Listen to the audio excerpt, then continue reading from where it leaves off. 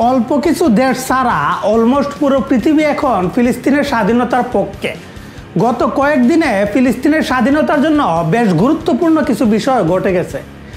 জাতিসংঘে ইসরায়েলের প্রধানমন্ত্রী বেনিয়ামিন নেতানিয়াহু বক্তব্য দিতে গেলে বেশিরভাগ দেশের বিশ্ব নেতারা তাদের আসন ছেড়ে হলরুম থেকে বেরিয়ে যান। ইউরোপ, আমেরিকা ও ওশেনিয়া কন্টিনেন্টের বেশ কিছু সুপার পাওয়ার দেশ ফিলিস্তিনিকে রাষ্ট্র হিসেবে স্বীকৃতি দিয়েছে। ইতালিতে ফিলিস্তিনিকে স্বীকৃতি দেওয়া ও গাজা ইসরায়েলি আগ্রাসন বন্ধে চাপ প্রয়োগের জন্য বিক্ষোভ করছে লক্ষ লক্ষ মানুষ। ইতালির প্রধানমন্ত্রী জর্জিয়া মেলোনি বলেছেন, হামাস যদি ইসরায়েলের সব বন্দীকে মুক্তি দেয় ও ভবিষ্যতে হামাসকে ফিলিস্তিনের সব ধরনের প্রশাসনিক ভূমিকা থেকে বাদ রাখা হয়, তাহলেই কেবল ফিলিস্তিনিকে রাষ্ট্র হিসাবে স্বীকৃতি দেবে ইতালি। অন্যদিকে পুরো বিশ্ব ফিলিস্তিনের জোয়ারে ভাসলেও ইসরায়েলের প্রধানমন্ত্রী নেতানিয়াহু পাল্টা বিভিন্ন অভিযোগ করছে হামাস ও ফিলিস্তিনের সাধারণ নাগরিকদের বিরুদ্ধে। বিশ্ব নেতাদের প্রতি ক্ষোভ দেখিয়েছেন নেতানিয়াহু। ইসরায়েল প্রধানমন্ত্রী নেতানিয়াহুর এসব অভিযোগ নিয়েও আলোচনা থাকবে আজকের এই ভিডিওতে।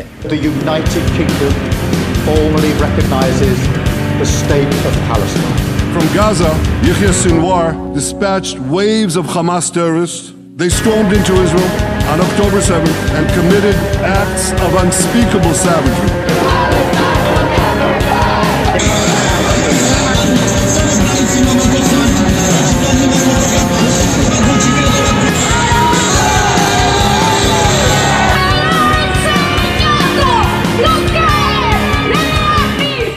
গত বৃহস্পতিবার নেতানিয়াহু জাতিসংঘের সম্মেলনে যোগ দিতে আমেরিকা পৌঁছালে তার হোটেলের সামনে বিক্ষোভ করে ইহুদি ও তারই দেশের আমেরিকা প্রবাসী জনগণ। তারা বিক্ষোভ করার সময় বলে যে যুদ্ধ থামান, হামাসের কাছে থাকা বন্দীদের ফিরিয়ে নিয়ে আসুন, সামরিকভাবে এই সংঘাতের সমাধান হবে না। শুক্রবার সকাল থেকে জাতিসংঘ ভবনের কাছে টাইম স্কোয়ারে জড়ো হয় ফিলিস্তিনপন্থী বহু মানুষ। নেতানিয়াহু যখন জাতিসংঘে বক্তৃতার জন্য হলরুমে যায়, তখনও টাইম স্কোয়ারের সামনে হাজার হাজার মানুষ বিক্ষোভে অংশ নেয়। এই সময় বিক্ষোভকারীদের হাতে থাকা বিভিন্ন প্লে কার্ডে লেখা দেখা যায়, ইসরায়েলকে যুক্তরাষ্ট্রের সহায়তা দেওয়া বন্ধ করুন, নেতানিয়াহুকে গ্রেফতার করুন, গাজাকে অনাহারে রাখা এখনই বন্ধ করুন। অন্যদিকে জাতিসংঘে ভাষণের জন্য নেতানিয়াহুর নাম ঘোষণার পরপরই বেশিরভাগ দেশের প্রতিনিধিরা অধিবেশন হল ত্যাগ করেন। বিশ্ব নেতারা যখন অধিবেশন হল ত্যাগ করছিলেন, তখন সেখানে উপস্থিত অনেকেই হাততালি দেন। এই সময় অনেককেই শীষ বাজাতেও শোনা যায়। গত 22 সেপ্টেম্বর ইতালিতে প্রায় 2.5 লক্ষ মানুষ ফিলিস্তিনিকে স্বীকৃতি ও গণহত্যা বন্ধে ইসরায়েলকে চাপ প্রয়োগের দাবিতে বিক্ষোভ করে। এ সময় বিক্ষোভকারীদের সঙ্গে পুলিশের দফায় দফায় সংঘর্ষ হয়, অসংখ্য মানুষ আহত হয়। ইতালির প্রধানমন্ত্রী জর্জিয়া মেলোনি শর্ত জুড়ে দিয়ে আশ্বাস দেয় যে উনি ফিলিস্তিনিকে স্বীকৃতি দেওয়ার জন্য পার্লামেন্টে এই বিষয়টি উত্থাপন করবেন। ইতালিতে এই বিক্ষোভ শুরু হয় মূলত নতুন করে আরও বেশ কয়েকটি শক্তিধর দেশ ফিলিস্তিনিকে স্বীকৃতি দেওয়ার কারণে। যদিও ইউরোপের কিছু দেশ ফিলিস্তিনিকে স্বীকৃতি দিলেও হামাসকে সন্ত্রাসী সংগঠন হিসেবেই আখ্যায়িত করে।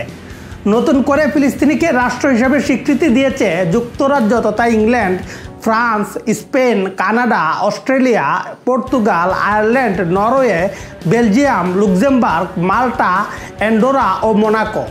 এইসব দেশ ফিলিস্তিনিকে স্বীকৃতি দেওয়ার পর আশা করা যায় যে ইসরায়েলের দখলদারিত্ব আর বেশি দিন টিকবে না। বর্তমানে জাতিসংঘের 193 সদস্য দেশের মধ্যে 157টি দেশ ফিলিস্তিনিকে রাষ্ট্র হিসেবে স্বীকৃতি দিয়েছে। এইসব দেশ স্বীকৃতি দেওয়ায় নেতানিয়াহু বেজায় চটেছেন। সে বুঝতে পেরেছে ধীরে ধীরে তার পায়ের তলার মাটি সরে যাচ্ছে। দখলদার দেশটির প্রধানমন্ত্রী জাতিসংঘে ভাষণ দেওয়ার সময় স্বীকৃতি দেওয়া রাষ্ট্রের প্রতিনিধিদের উদ্দেশ্য করে বলেন, আপনারা সঠিক কাজটি করেননি, আপনারা যা করেছেন তা ভুল কাজ, মারাত্মক ভুল কাজ। ভাষণে ফিলিস্তিন রাষ্ট্রের প্রতিষ্ঠার বিরোধিতা করে নেতানিয়াহু 2001 সালের 11 সেপ্টেম্বর যুক্তরাষ্ট্রের সন্ত্রাসী হামলার সঙ্গে 2023 সালের 7 অক্টোবর ইসরায়েলে হামাসের হামলার তুলনা করে বলে, 7 অক্টোবরের পর জেরুজালেমের 1 মাইল দূরে ফিলিস্তিনিদের জন্য একটি রাষ্ট্র দেওয়া ও 11 সেপ্টেম্বরের পর নিউ ইয়র্কের 1 মাইল দূরে আল কায়েদাকে একটি রাষ্ট্র দেওয়ার মতো।